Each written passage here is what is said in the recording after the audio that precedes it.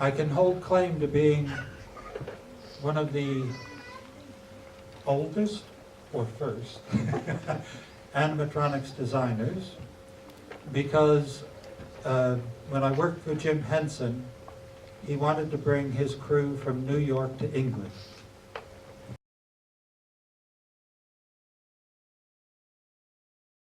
Was here. Su cabeza estaba ahí. My hand was there. And he said, "It's a trap." Su mano estaba ahí y decía, "It's a trap".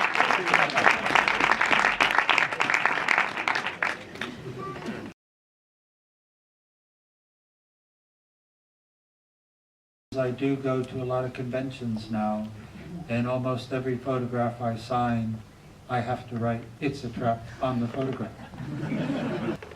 So you can imagine what my life would be like if they preferred, "We cannot withstand firepower of that magnitude."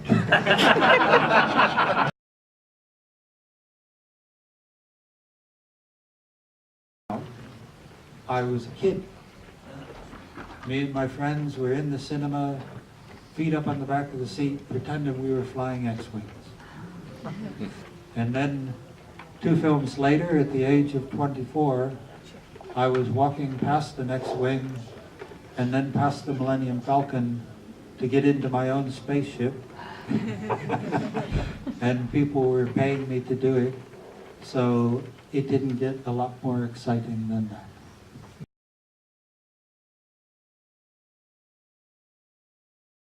The Force Awakens, it was nice because so much of what's done now is done against green screen or acting to a ball up there or whatever.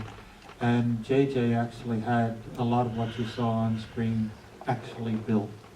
So it was like the good old days, because you can suspend your disbelief when you're actually walking around inside the world, not just a bit of a stage. And the strange thing for me, Akbar is referred to as a heritage character, because I was one of the ones from 30 years ago. I was a heritage character. And it's certainly the first movie I ever worked on where I think I did as much time signing as I did acting. Stuff as the Stormtroopers and that. They'd all been kids watching that movie I did 30 years ago, so they all wanted to meet me. It was a very, very strange feeling. Which is nice to know I was doing something important, but it also can make you feel very old.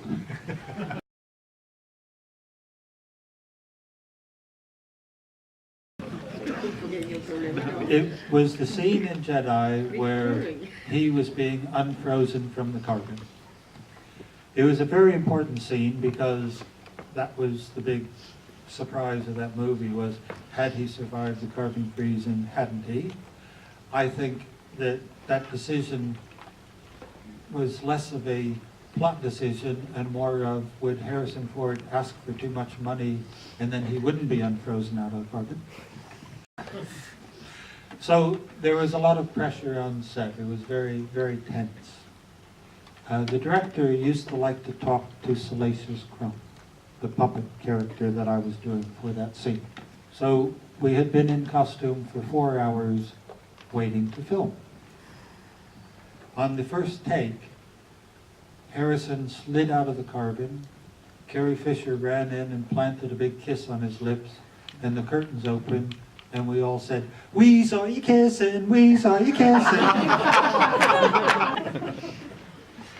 So Harrison then went to the director and said, these puppet characters, are they going to make this noise over my line because I don't want to have to re-record my line later? So the director came to all the puppet characters and said, he loved what we were doing, but on take 2, could we do it in mime? So take 2, Harrison slides out, Carrie kisses him, curtains open. And the director, as we were waiting for Harrison to get cleaned off and put back in the carbon and the slime put back on his face, the director sat down next to Salacious and asked him what he thought of the last take. And thinking I was only talking to the director, not realizing they'd left my microphone on, Oh my God. I said to the director, this Harrison geezer, is he going to talk during our laugh? Because it's really putting me off. I get called that all the time. Is fired from the production.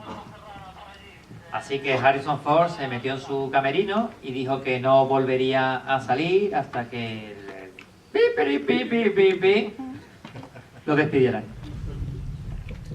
So the AD came down under the set where I was with my hand up through with Salacious on my arm and said, Tim, I'm afraid we have to fire you from the production. And I said, if I'm fired, then who's going to do the puppet?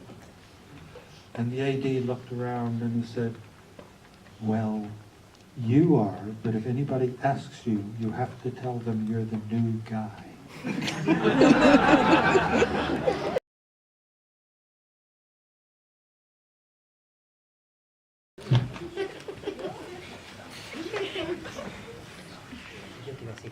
I thought after 30 years I wouldn't have to do this anymore. Oh, sorry. I thought after 30 years I'd be able to stop doing this, but I guess not. 'Cause it's still a trap.